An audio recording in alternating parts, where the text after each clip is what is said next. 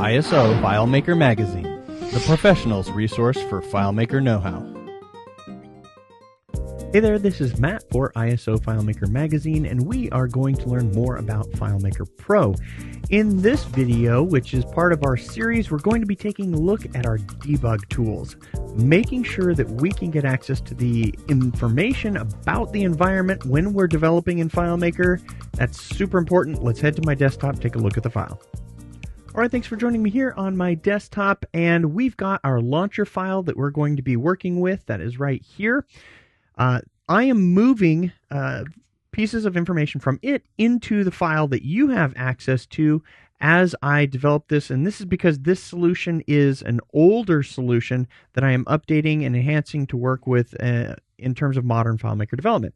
So we are taking a look at this today. That is the debug menu. Now, one thing I want to point out about this launcher file is normally when it launches up, it launches and it positions itself over on the side as if it was a sidebar tool so that I can click and then open and then have a solution that I'm able to work on. I'm going in and out of layout mode, standard FileMaker development, bringing the data viewer up and back, everything that we learned in the previous video about the shortcut keys and making our environment really easy for us to get into. Now, what we're going to be looking at in this video are some critical functions that are the very first things, and I should say as I hit that, and it came up so quickly, we are in the Manage Custom Functions.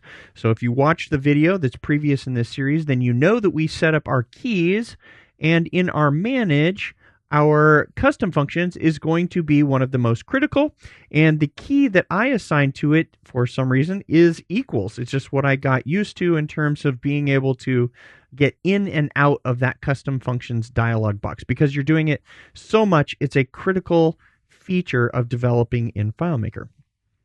Now, when it comes to this little guy that we have right there, that debug menu, we're going to see it is going to be our key as a developer when we're developing, when we are switching from an environment that is meant for the user versus meant for us. When we are developing in FileMaker, we need to make it convenient for us, but we also need to be able to see things when the user is logged in or when we're testing what would be a normal user login.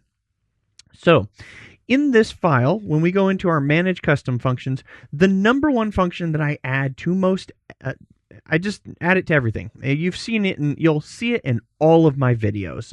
It'll be referenced somewhere. Developer is a function that we add that allows us to control whether scripts run, whether things show on the UI, whether things happen based on whether you are a developer or not. Now, all of that comes down to one critical piece of information, and you can append to that. So let's take a look at what that is. Looking at the data viewer, you can see I brought that up. This one critical piece of information is from our environment, and it is get account privilege set name, and it is that right there, full access. So if we simply say equals right here and put into quotes full access, this Boolean result now literally says you are a developer. And we can switch that logic, which we're always going to see, with a not. You can always put a not in front of something in order to inverse whatever its logic is, and you'll see that in a lot of my coding and development. So as we get out of that and we take a look at the function itself, developer is so critical that it allows us to control when something is going to happen. Now, as we zoom in here on our content, and I'll see if I can get that all on screen right there. I don't think I'm blocking it. We'll move it off to the side a little bit. We have multiple ways to test whether a person is a developer, but fundamentally it is right down there at the bottom what we saw. If you have full access, you are considered a developer.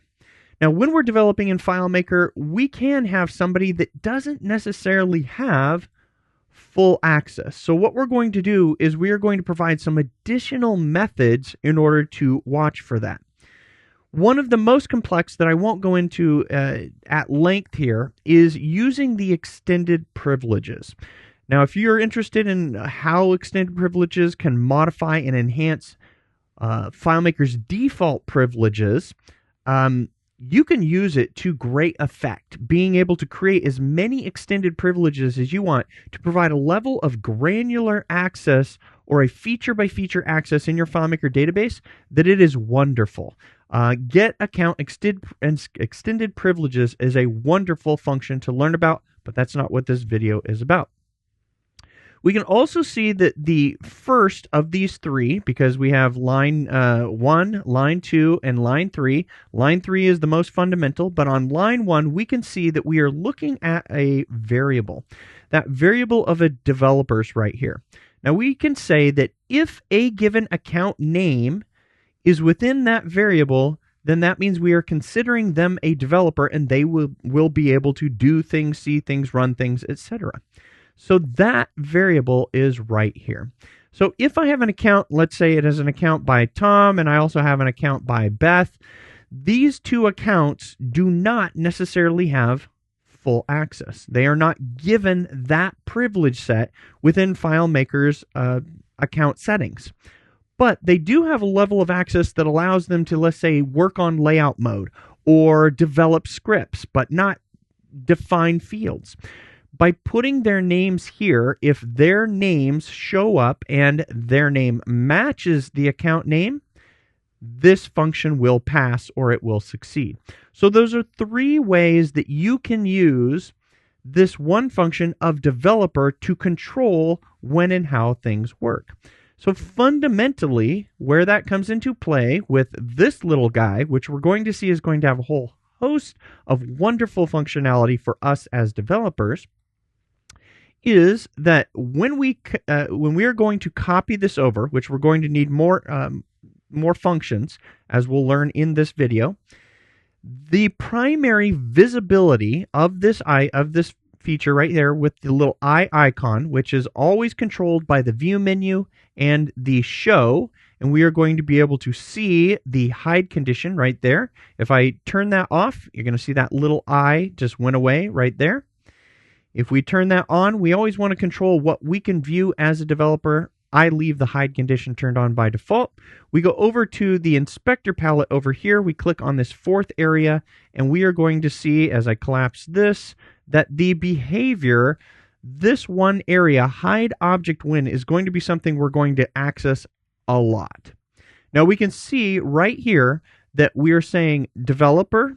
Well, if you are not the developer, this will not show. Meaning this debug icon guy is only going to show for anybody with full access if they're specified within those developers or they have the extended privilege which we defined of developer, which we're not going to cover, but is possible to do. Fundamentally, it works for us because we're logged in as a full access. Anybody else will not see this icon. Now, there's one other precaution that I put into this because it is possible to script and accidentally go somewhere. So let me relay a little bit of a story. I developed a solution and I was testing for a particular field that was a container field. In order to test for that, because I didn't want to put the container field here on the main UI, what I did is in the debug area, I added the container field. So let's pretend this is the container field. Well, within one of my scripts, I had a script that said go to field, and it was targeting that particular container field. So what ended up happening was in the normal functioning of my application, regardless of whether this particular icon can be seen, this popover can still show up. So when I had a go to this particular field, it literally went to this field and revealed all of my developer debug information. So that's one of those types of situations where you think you're covered, but you're not covered by a circumstance that you don't even know how to anticipate. I really didn't anticipate that a go-to field going to that container field, when I had assumed that it was probably a field somewhere else on the layout within the UI, would actually open up the popover of my developer menu.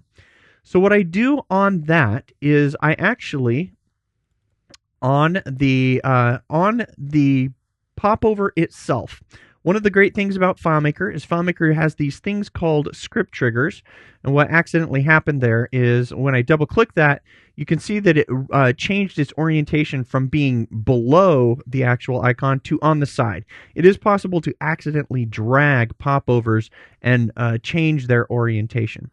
But if we double click on this right here, or I should say command click on this particular popover, we can immediately access the script triggers for this particular item. I can also, I believe, right click on it and choose set script triggers. I could also, by the way, have that particular item selected over here where we're on the particular popover right here within the object inspector.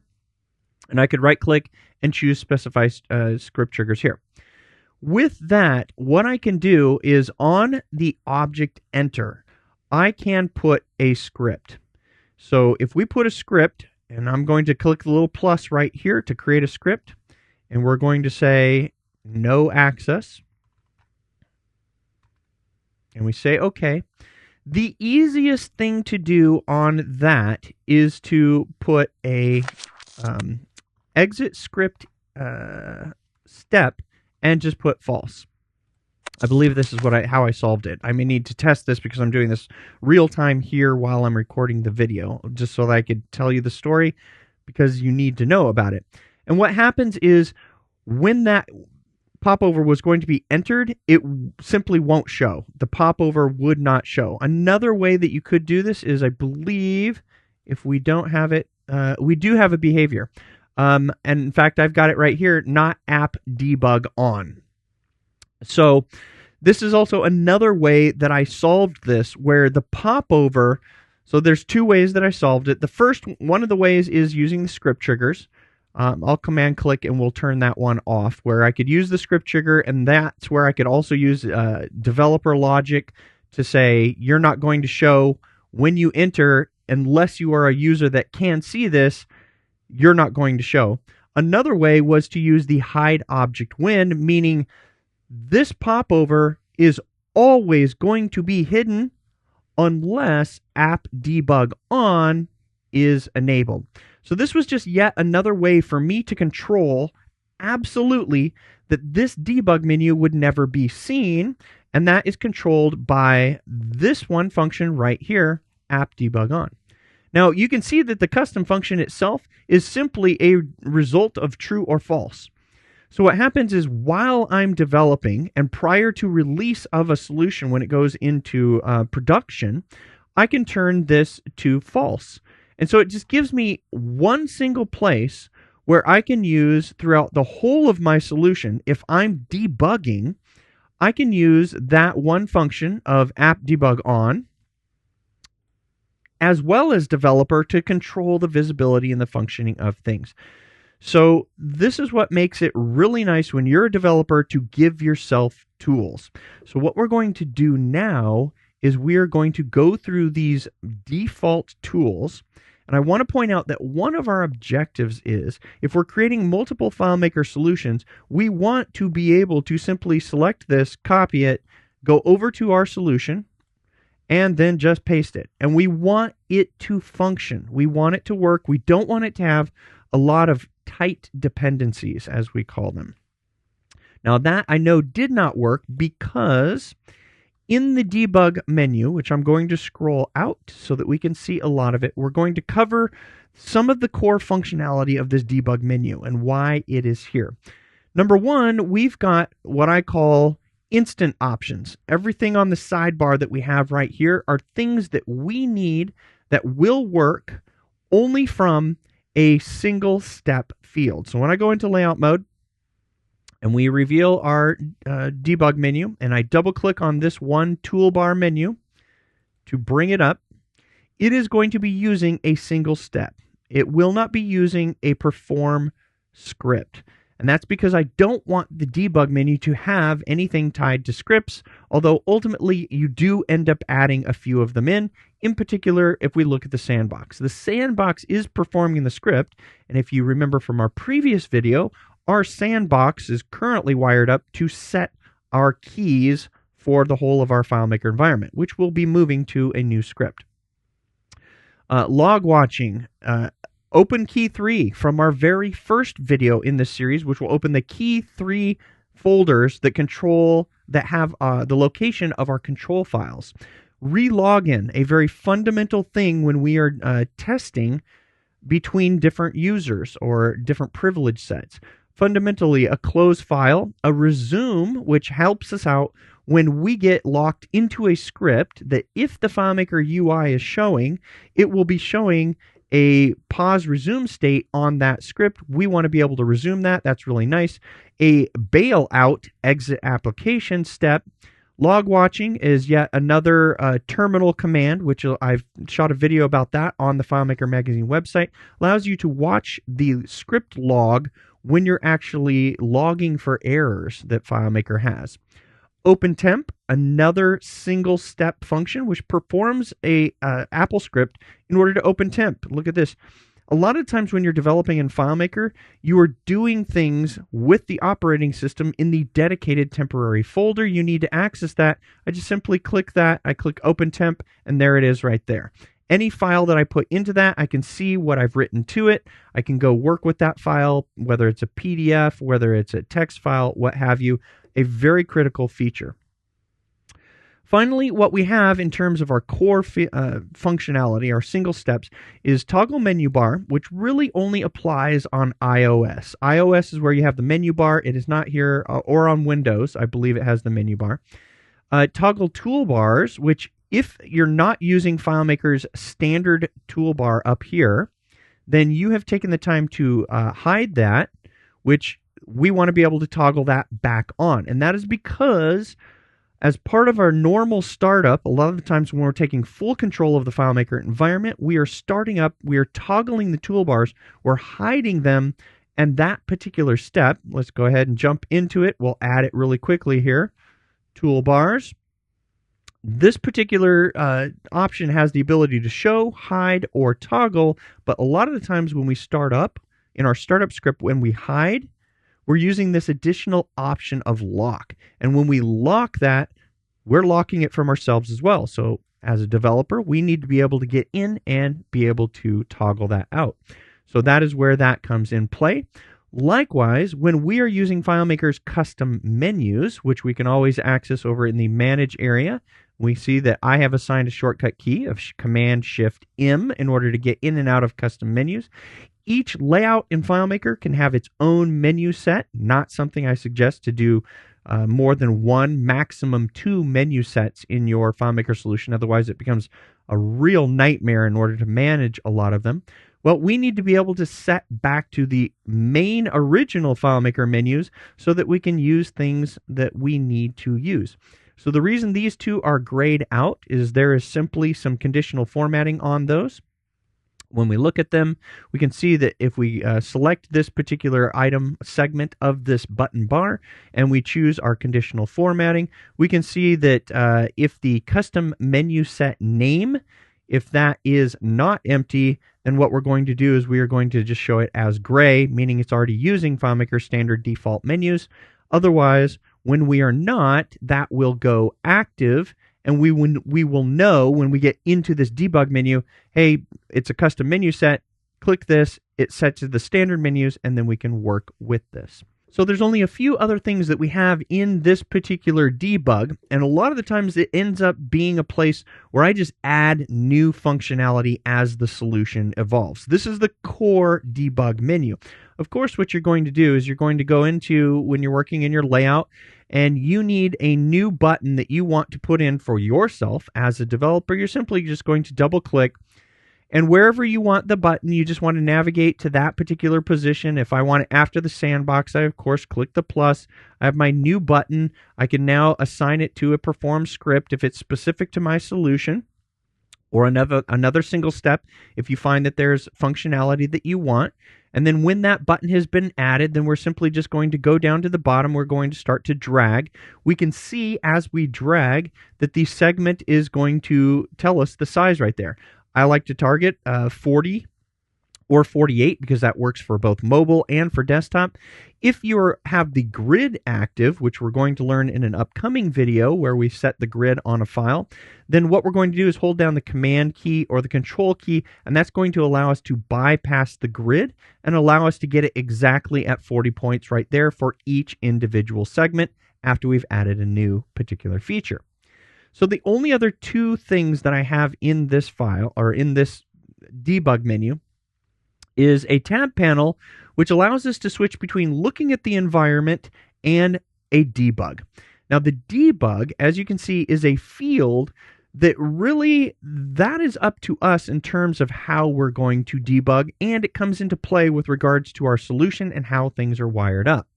Going into the defined database on this and looking at the relationships, it's a very simple file, what we have right now, this launcher. Essentially, all the launcher is a list of files that you can go to via a path, and it will just open up that file. That's all it is, for the most part. It does have some additional functionality that we'll be getting into, but when we are looking at our ability to evaluate code, so as a developer, getting into this little debug menu, as a FileMaker developer, you start to learn and know all of the functions that you need. You also know field names and values that may not be present in your UI that you want to be able to test or get some code. This comes into play mostly when you're working on mobile. If you're doing a FileMaker Go application, then you do not have access to the FileMaker environment. Here on Windows, or on Macintosh or on Windows, I just bring up the data viewer.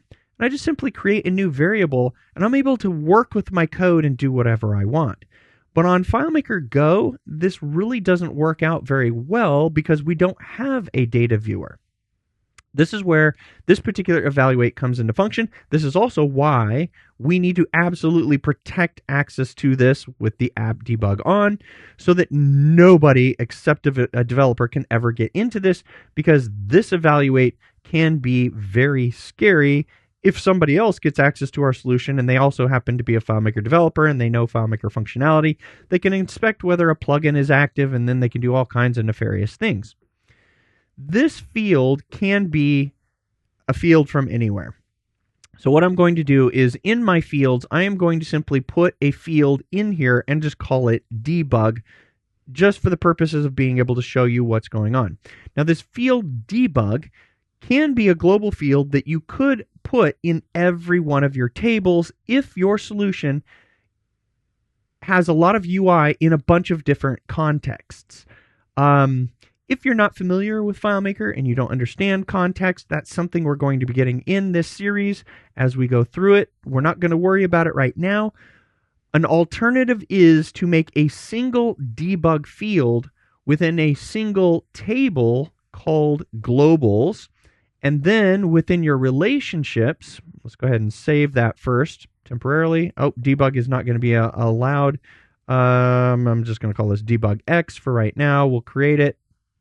Let's go ahead. Let's switch it to click our options, and we will make this into a global field. We'll go to the storage tab. We will click this button right here, use global storage for this one field. It has now been made a global. We can see that right there. We will discuss globals as this series continues if you are not familiar with FileMaker, but that is essentially how we made that field a global, meaning it is not a field that's going to hold a unique value on every record. It is global to this whole file, or in this particular case, this particular table, and that one value would be the same for all records. So whatever is stored in debug X. This is why I typically don't put this in my data tables. I put this into a dedicated globals table. So when we go over to tables, we look at the fact that I've got a globals table. This one table, for me in my development, we'll get into this down the road as we establish things, is where I would probably put debug. But for the purpose of just getting it on screen, we're going to do this really quickly because I can now double click. I can reassign this to that particular field, layout files. Well, what did I put it in there, Matt? I was probably in a completely different table. Defaults. Where was I? Files. and layouts. I was probably in, did I not save it? I guess I didn't save it. So we can go ahead and put it in globals because I know globals is there. Debug X, let's create it. I probably just canceled all of that. I go so fast whenever I do these things. And let's put it from globals. Just get it on there. All right, so there is my field. I simply just reassigned. I am looking at the globals. It turns out that, let's cover context. If you are not familiar with FileMaker, I am currently on a layout tied to a layout named layout double chevron files. That means where I am on this solution is I am on this right here.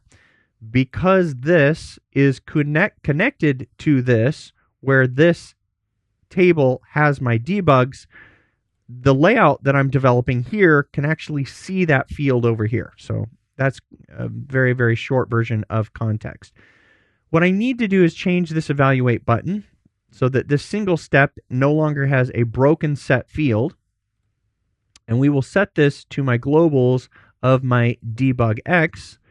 And we also need to modify what is the result right here by taking off what FileMaker added, which was the comment. I think I took off an extra one there, so I'm going to get back into this and take that off and take that off as well. And we'll just say event globals debug. That right there needs to be changed in this particular solution to my debug X. And we will change it to this right here. And that should work. So essentially what this is, and we'll go ahead and reassign the clear as well, because you're going to need to do the same thing in your FileMaker solution. You're going to need to change this to target to a particular global. So there's nothing I'm doing right here that's convoluted. I'm using a set field to clear this particular field so that we can do this. When our debug is now open, we have full access to anything that we need to access as a developer. If I put in here 2 + 2 and click evaluate, you can see that that single step of a set field is leaving my original function that I put. It's creating a separator, which you can change if you only want a single line, and then it's giving me the result. So if I was on FileMaker Go on mobile and I needed to see, for example, the path to where documents are stored or the temporary path, I know as a FileMaker developer, I can type in get temporary path. I don't even have to capitalize it. If these were all lowercase, FileMaker is case insensitive. It does not care. I would be able to evaluate that and it will tell me this information. Now, while I'm developing on mobile on Go, I could copy this, put it into some application that allows me to exchange the information. I use the Notes app and allows me to go between an iPad and a Mac if I need to copy and paste things. Of course, if you're using Sidecar or whatever it's called while you're developing and you have your iPad or your phone connected via the cable directly, it will copy and paste the clipboard for you between the two. But long story short, this evaluate is really nice. Of course, clear is going to clear it out, allowing me to put something else like documents path and be able to evaluate that and get a result. So now that we've talked about getting these things that we need to know in other environments, such as paths, one of the critical things that becomes super valuable is the environment. And that's what we're wrapping this whole video up with, is we need to know things about the environment that FileMaker is working under. And that's what we're going to talk about in order to wrap this video up. Okay, let's talk about the environment. You always need to know where things are, what's going on, how things are actually, what is the state of things. So in this, which this is great as a problem, you may hit these types of things and not know what's going on.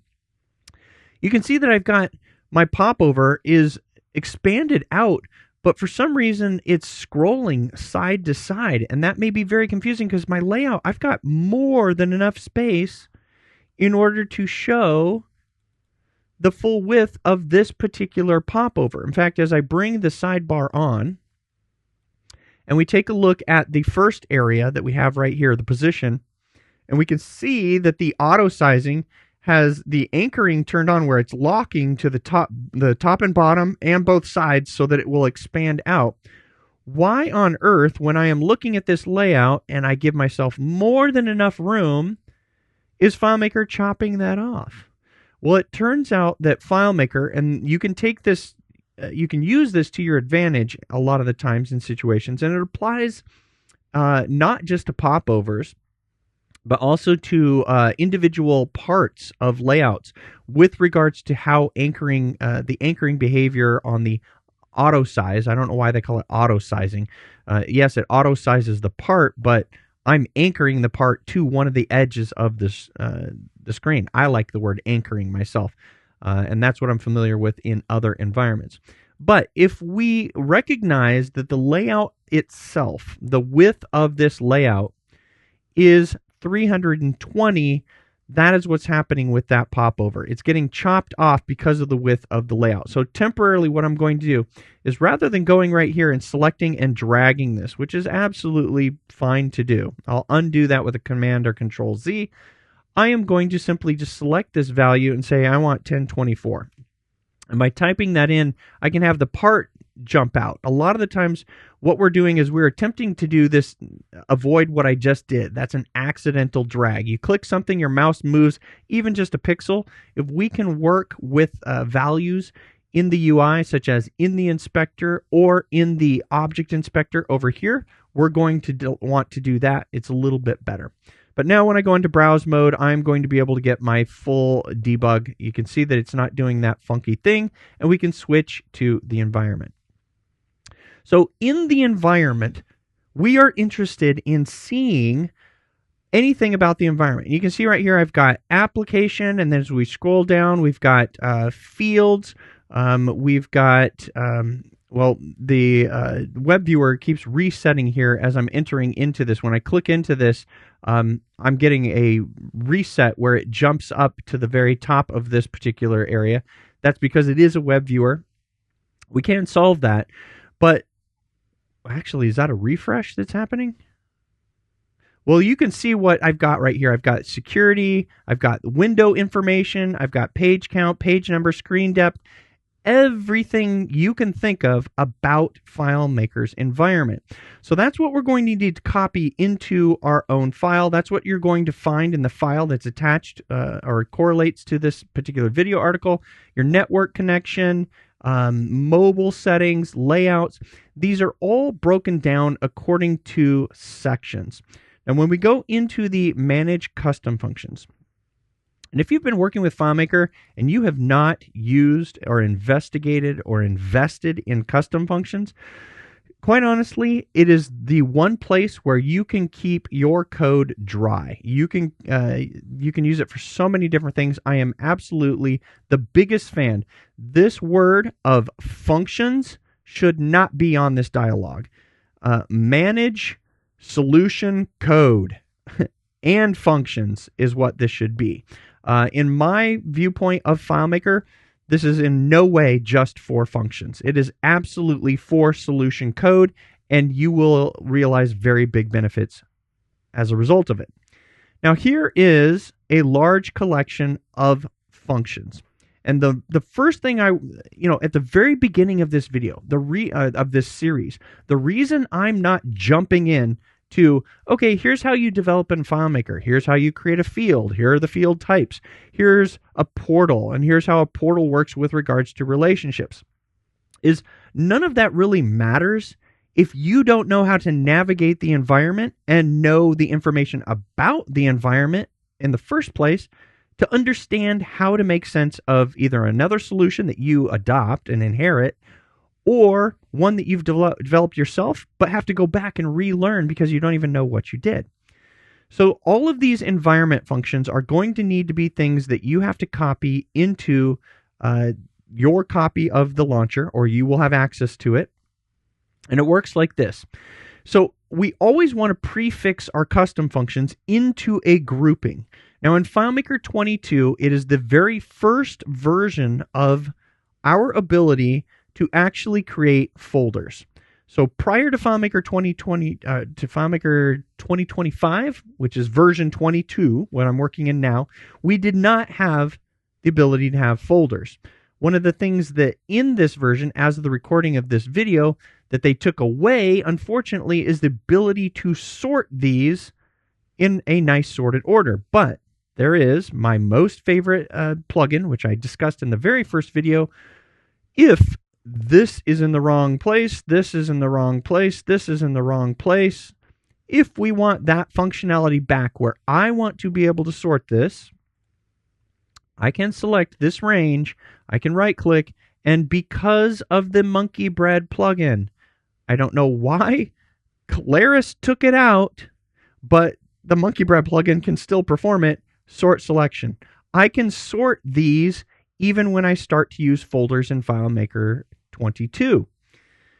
That is because I will probably now be using not only the folder functionality in 22, which I have not started to use yet, because I used strong naming conventions, which is this. In my environment subsection, I then have different types of functions. So I have environment section.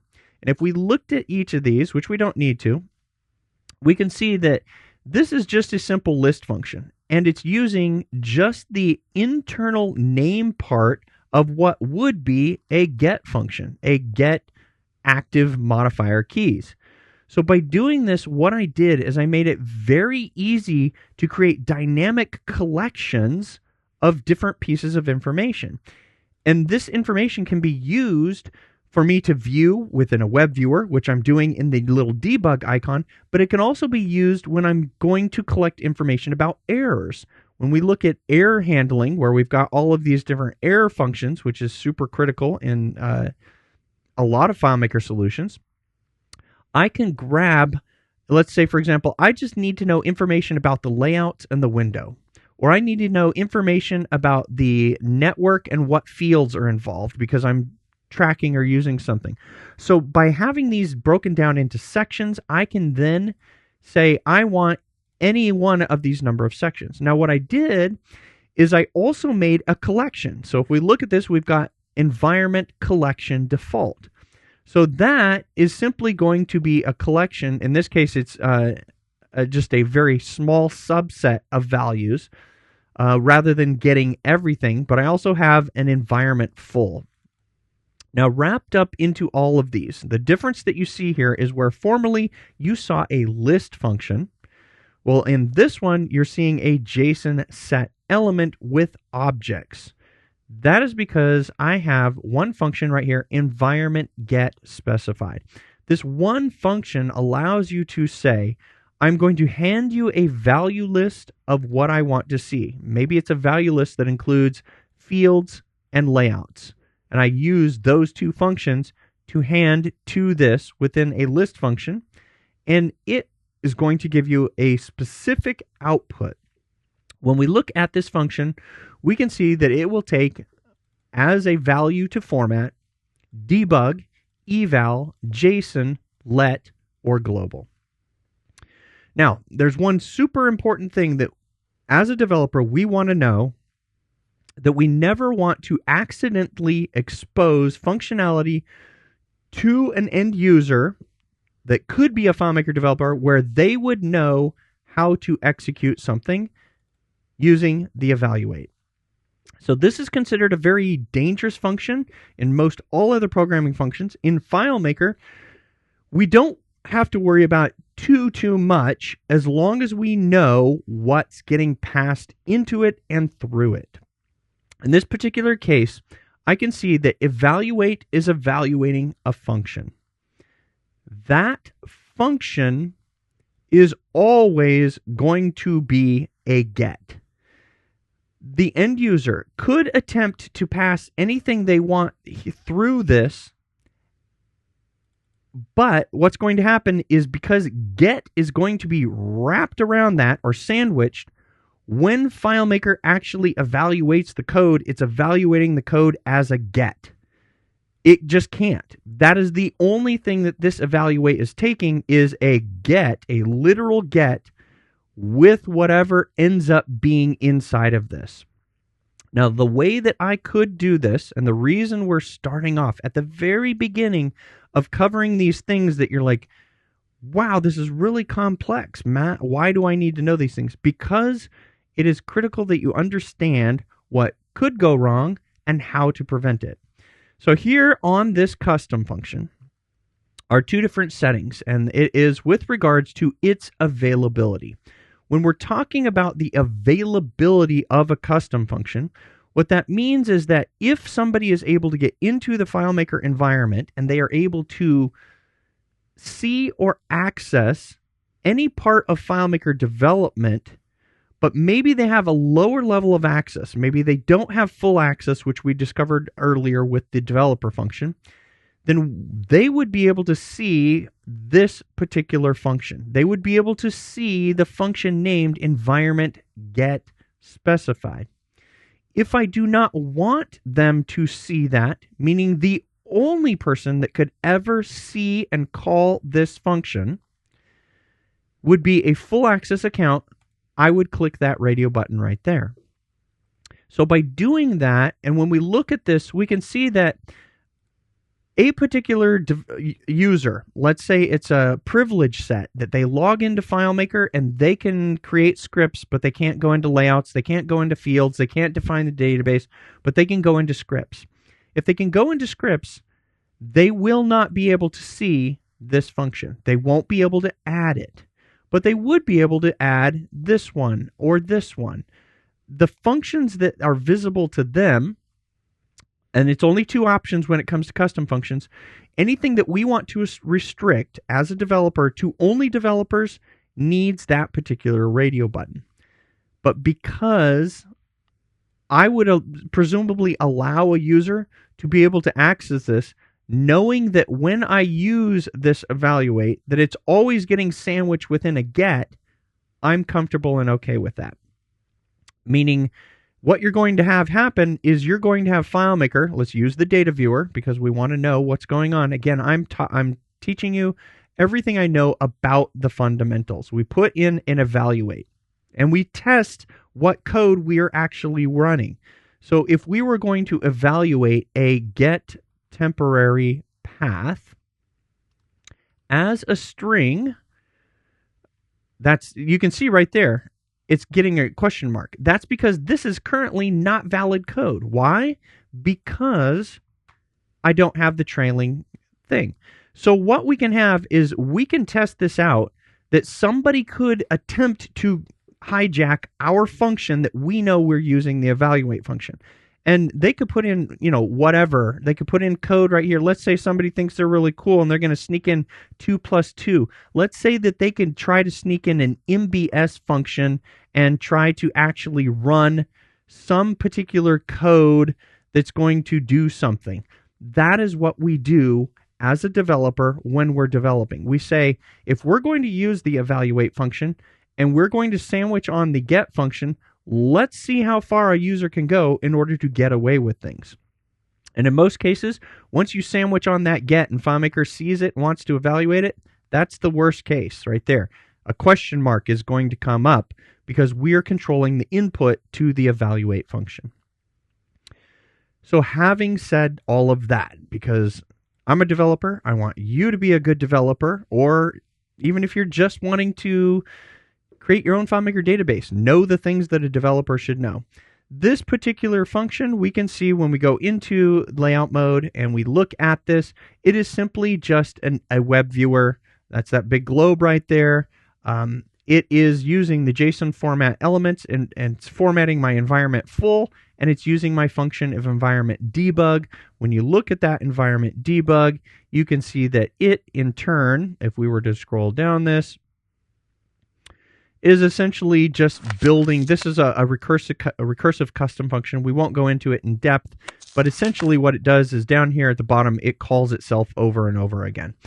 This function, that particular function, was created at a time before FileMaker's while function, which that should be refactored to FileMaker's while function. It might have a few more benefits than using custom functions recursion, but that is what we have in essence. That is my video on using this particular menu. Actually, there's so much that I want to tell you. I will do this super quickly before we wrap up.